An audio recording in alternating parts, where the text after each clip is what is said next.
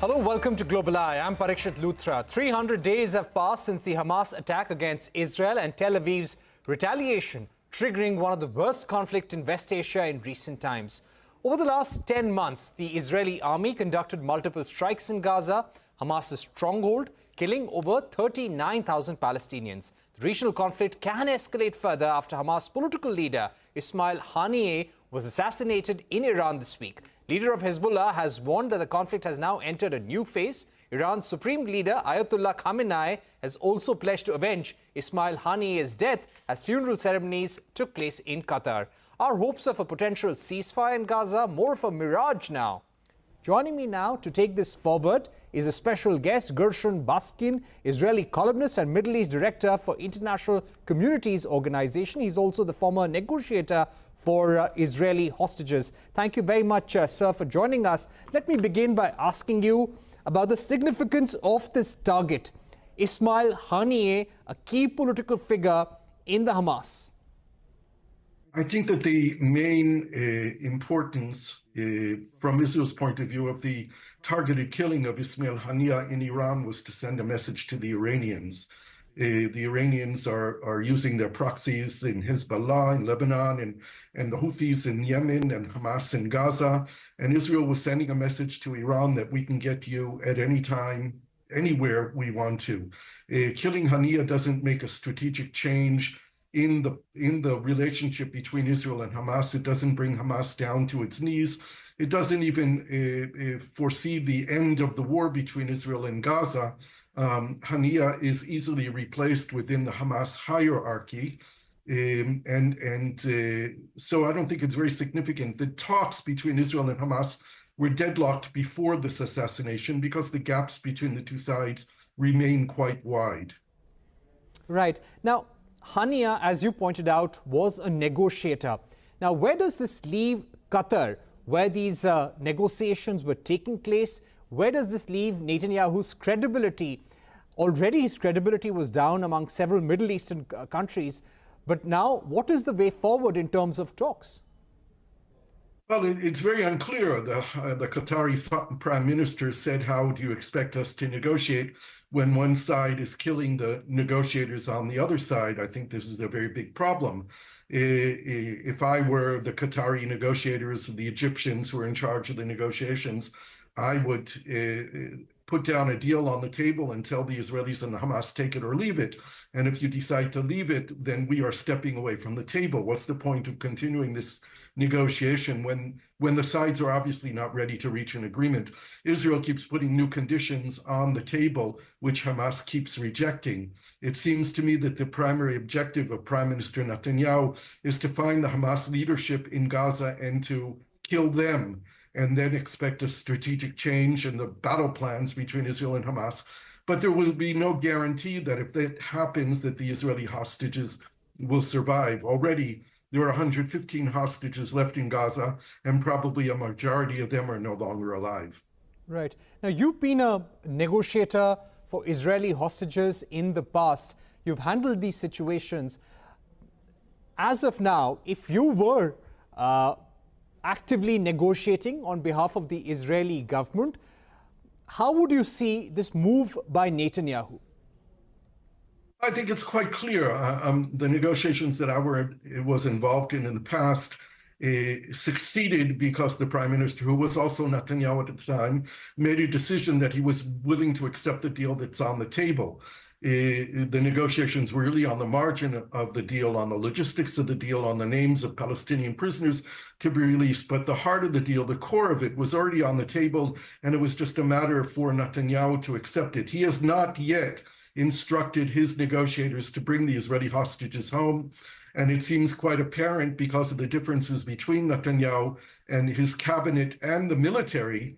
The military is telling Netanyahu, accept the deal that's on the table, but Netanyahu keeps putting new conditions on the table, and therefore the negotiations don't seem to be going anywhere. There could always be a breakthrough, and we don't know what's going to happen tomorrow. We're bracing for a coordinated attack by Hezbollah, by Iran, and by Hamas right now in retaliation for the recent Israeli assassinations, or those assassinations that are believed to be done by Israel. We don't know if this will lead to an escalation or there'll be an opening for de-escalating here and getting back to the table. Right now, there are no negotiations going on.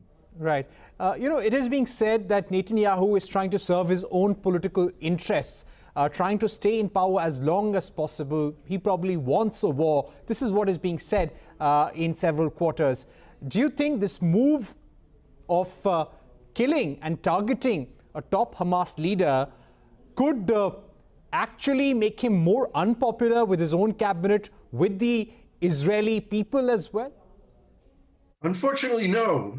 The immediate reaction of the Israeli public to the assassinations, coupled with the Netanyahu speech in the US Congress, have boosted Netanyahu's support amongst the Israeli public, which is quite bewildering because Netanyahu is the leading prime minister who served on October 7th and was responsible for Israel not protecting itself on October 7th and the horrific events that Hamas committed inside of Israel all lead to Netanyahu. He's the longest serving prime minister in Israel's history, and he is the only person within the military structure, at least the national security establishment, who refuses to accept any direct responsibility for the failure of Israel to protect itself on October 7th.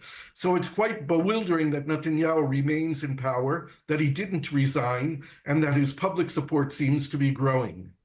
Right. And my final word to you would be, what's the way out in terms of this war coming to an end, of the remaining hostages being released? I think the chances are very, very slim that the hostages will be released, that we'll reach an agreement. I think that the Israeli war plans are to find the Hamas leadership in Gaza, who are in bunkers underground, to find them and kill them and use that as their victory picture. But Israel will not leave Gaza. The Israeli military will remain in Gaza, and as long as the Israeli military remains in Gaza, there will be armed insurgency against Israeli soldiers. So this may go on for quite some time, unfortunately. Right. Gershon, Baskin, thank you so much for joining us on the program. Definitely a worrying situation there in Gaza. Thank you.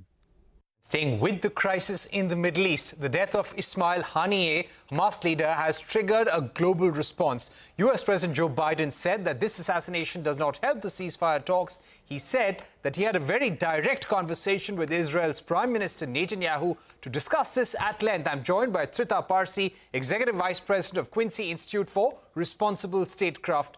Dr. Parsi, let me begin by asking you, now, this could be dangerous. This could actually provoke Iran into a war. Why would Netanyahu take a step of this kind? How does this serve his political priorities right now? Well, it does serve his political priorities, but it does not serve Israel's political priorities.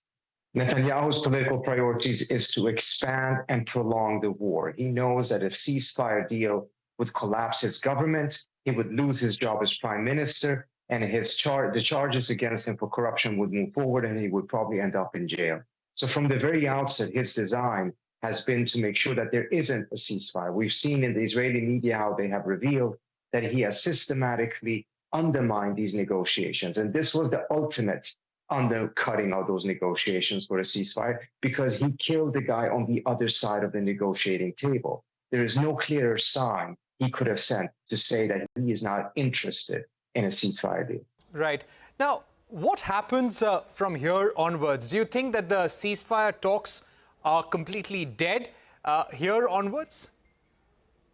I think in the short term they are. However, Biden has the possibility, he has the leverage to be able to force a ceasefire. Because if Biden doesn't provide the bombs, Netanyahu cannot drop the bombs. So if the United States under Biden is actually serious about getting a ceasefire, they can force it. They don't have to negotiate it. They don't have to rely on Netanyahu's goodwill to be able to actually achieve it. And now we reached a point in which even a ceasefire may not prevent the enlargement of the war as a result of what Netanyahu did by attacking Tehran. Up until just a couple of days ago, it was clear. Through a ceasefire, you would have de-escalation throughout the region. But now, even with a ceasefire, it's not clear whether an exchange of fire and a potential war between Iran and Israel can be prevented. Right. Now, there have been at least two occasions in Lebanon and also in Iran where we have seen Israel directly provoking the Iranians, also the Hezbollah, into a full-blown conflict. But the response from Iran at that time was very, very measured. Do you get a sense that Iran will get provoked this time, knowing that this is Netanyahu's game? He's only doing this for his political interests? I think the Iranians will not move in a way that they think will lead to a larger war, because they're not interested in a larger war. However, I don't believe that the response will be as measured as it was last time. And I also believe that it's much more difficult this time around to choreograph this in such a way that it doesn't lead to a larger war. And part of the reason for that is that there will be other elements involved in this response, most likely, with potentially the Houthis and Hezbollah also partaking in the response. Particularly the Houthis are not entirely on the same page as Iran. They don't have the same discipline, and they don't seem to have the same interest in preventing a larger war. And on top of that, you have a Biden administration that so far is refusing to use the leverage it has to actually restrain the Israelis. If Biden restrained the Israelis, you would also get restraint from the Iranian side. But if you don't see Biden restrain the Israelis, the Iranian calculation will be that the only way to prevent the Israelis from doing this again is by deterring Israel. And that means, at least in the short term, a degree of escalation. And that's very, very dangerous. Dr. Parsi, you also spoke about Kamala Harris earlier, and you have said that Kamala Harris will not be so unforgiving as Biden. Now, whether you have a Kamala Harris presidency or a Trump presidency, do you think Netanyahu's strategy as far as the Middle East is concerned, as Hamas is concerned, will probably only last for a few months till the American election?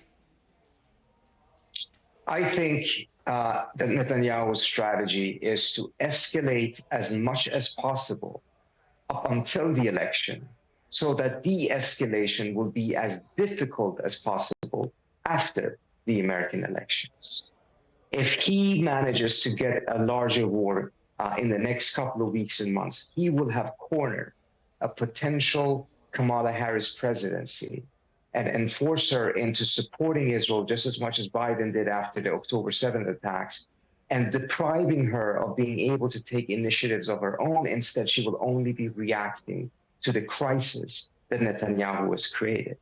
With Trump, I think Netanyahu is a little bit more careful. Trump will have, or have shown in the past, the ability to be much more forceful with Netanyahu, and I think Netanyahu will be much more careful about crossing Trump's red lines. But nevertheless, it still serves Netanyahu's interest to have as much of a crisis as possible before Trump comes in as president. Right. So he would really like to leave the next U.S. president with no choice but to just keep reacting to what is unfolding in the Middle East. Dr. Parsi, thank you very much for joining us on the program, giving us your views, very crucial views on the situation unfolding in the Middle East right now. Definitely, things are very, very worrying. We're heading into a short break now, but coming up, Kamala Harris has managed to raise $310 million in July, which is twice the $138 million raised by Trump. In his latest jibe at Harris, Trump has challenged Harris's racial identity. A discussion with former diplomat Casey Singh when we are back.